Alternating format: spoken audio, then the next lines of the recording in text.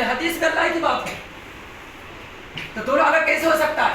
ہاں یہ الگ بات ہے، فرق صرف اتنا ہے کہ ہم نماز میں قرآن مجید کی تلاوت کریں گے، لیکن نماز میں سنت کی تلاوت کر سکتے ہیں، حدیث کی تلاوت اور ابھی ہریرہ رضی اللہ عنہ قال صلی اللہ بول سکتے ہیں،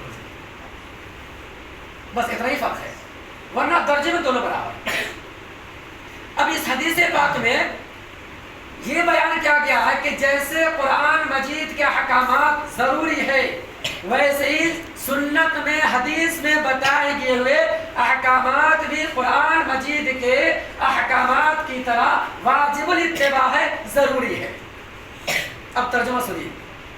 حدیث کے راوی سیدنا مقداد ابن معدی کرب رضی اللہ عنہ بیان کرتے ہیں کہ اللہ کے نبی اکرم صلی اللہ علیہ وسلم یہ ارشاد فرماتے ہیں کہ سنو، خبردار، اللہ تعالیٰ نے مجھ کو قرآن جیسی ایک اور کتاب دی ہے، قرآن جیسی ایک اور کتاب دی ہے۔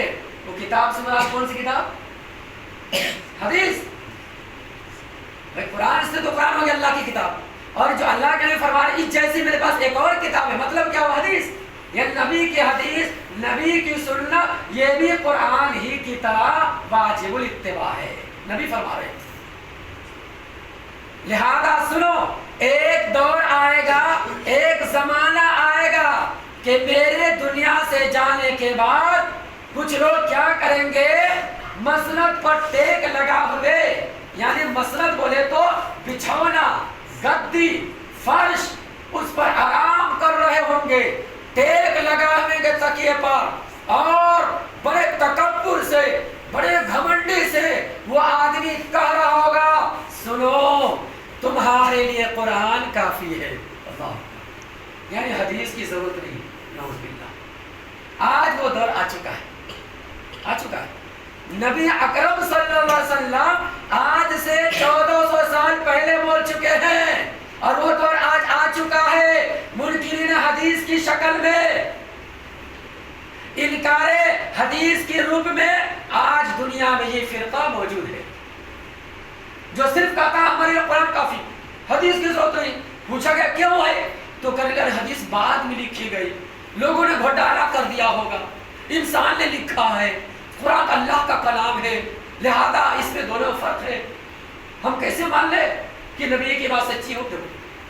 ان سے پوچھو جب تم یہی بات ہے، اب کیا بتا وقت نہیں، جب یہی بات ہے تو تم قرآن کو بھی قرآن نہیں مانتے، قرآن کے بھی منکر ہو گئے۔ ہاں اب حدیث کے کیا منکر، قرآن کے منکر ہو گئے۔ پوچھو ان سے، پوچھو ان سے قرآن کو قرآن مانتے ہو؟ تو کہے گا ہاں۔ قرآن اللہ کا کلام ہے؟ تو کہے گا ہاں۔ اچھا یہ بتا تجھ کو کس نے بتایا کہ قرآن اللہ کا کلام؟ بتاؤ۔ قرآن مجید کی سب سے پہلی آیت اتری اقرا بسم ربک الذی خلق، بتاؤ۔ اب ہم نے تم نے تو نبی کو دیکھا نہیں نا، اب بتا کس نے بتایا کہ اقرا بسم ربک الذی قرآن کی پہلی آیت ہے؟ کیا تمہارے پاس جبرائیل السلام آئے تھے؟ کون آ کر بتائے؟ بتاؤ۔ نبی نے بتائے تھے نا، تو نبی کے بتانے کی وجہ سے ہم کو پتا چلا کہ قرآن مجید کی پہلی آیت اتری، یہ قرآن اللہ کا کلام نبی آ کر بتائے، تو آخر نبی کی بات لینی پڑی نا، بغیر نبی کی بات لیے کیسے سمجھو گے؟ بہرحال ایک مثال دی، باتیں بہت ساری، آگے سنو، کہتے ہیں اللہ کے نبی سنو، ایسا آدمی آگے دور کہے گا تمہارے لیے قرآن کافی، حدیث کی ضرورت نہیں، لیکن یاد رکھو میں بھی جو بات کہتا ہوں وہ اللہ کے قرآن کے مانند ہے، اللہ کی کتاب کے مانند ہے، لہذا میں کہتا ہوں اللہ کے حکم سے کہ پالتو گدھے کا گوشت کھانا حرام ہے۔ پالتو گدھا بولے تو یعنی گھریلو گدھا جو پالتا ہے انسان، اس کو پالتو، ایک ہوتا ہے جنگلی گدھا، جنگل میں رہنے والا، اور ایک ہوتا ہے گھر میں پالتا گدھا، یاد ہے چھوڑا، اس کو بیوقوف بھی بولتے ہیں، مثال بھی دیتے ہیں۔ تو یہ گدھا، پالنے والا گدھا، گھریلو گدھا، اس کا گوشت بھی کھانا مسلمان کے لیے حرام ہے۔ اب ان سے پوچھو قرآن کیسے ثابت کرو؟ قرآن مجید کی کسی آیت میں ہے؟ نہیں ملے گی، پوری آیت آپ ڈھونڈ لو، کسی بھی آیت میں نہیں ملے گی کہ گھریلو گدھے کا گوشت حرام۔ یہ کون بتائے؟ اللہ کے نبی بتائے۔ تو ہم کو حدیث سے پتہ چلا نا، ہم کو تو سننے سے پتہ چلا نا، لہذا ہم کو اس کو لیے بغیر کوئی چارہ کار نہیں۔ اسی طریقے سے قرآن مجید کی کسی بھی آیت میں یہ نہیں کہا گیا ہے کہ کتے کا گوشت بھی حرام، کتے کا ذکر آیا ہے لیکن اس کا کھانا حرام ہے نہیں آیا ہے۔ یہ کہاں پتہ چلے گا؟ حدیث میں۔ اب تم کیسے کہہ رہے ہو حدیث لینے کی ضرورت ہے، قرآن کافی ہے؟ جب قرآن ہی کافی ایسا کر تمہارے لیے کتا بھی حلال، کتا کھانا شروع کر دو، بولو منکر حدیث سے جواب دے اس کا۔ اس کے بعد اللہ کے نبی آگے فرماتے ہیں سنو، اگر راستے میں کوئی سامان گر جائے ذمہ کا جو ٹیکس دے کر آتا ہو کسی ملک میں، تو بغیر اس کی اجازت کے اس سامان کو استعمال کرنا جائز نہیں ہے۔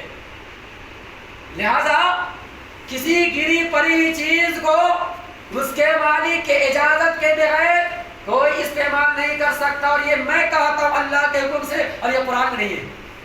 بتاؤ، اس طریقے سے بہت ساری مثالیں ہیں۔ لہذا ہمارے لیے بغیر حدیث بغیر سنت کا سہارا لیے ہم قرآن کا عمل نہیں کر سکتے، قرآن کو ہم نہیں سمجھ سکتے، اس لیے کہ قرآن اجمال ہے، اور اللہ تعالیٰ جبرائیل السلام کو بھیجا نبی پر، اور نبی سے کہا کہ اے اللہ کے رسول آپ قرآن مجید کی تفسیر بتائیے، آپ جو بتائیں گے وہی اصل ہوگا، وہی اصلی چیز ہوگا، اور وہی قرآن کی صحیح تفسیر مانی جائے گی۔ لہذا کوئی اپنے طرف سے بتائے اور اپنے طرف سے بیان کرے، اس کو تفسیر اور اس کو نہیں مانا جائے گا، اس کو تسلیم نہیں کیا جائے گا۔ یہی اس حدیث کا خلاصہ جو میں نے پیش کیا۔ اللہ سے دعا کریں اللہ تعالیٰ ہم تمام مسلمانوں کو دین کی صحیح سمجھ اور نیک عمل کی توفیق عطا فرمائے، آمین۔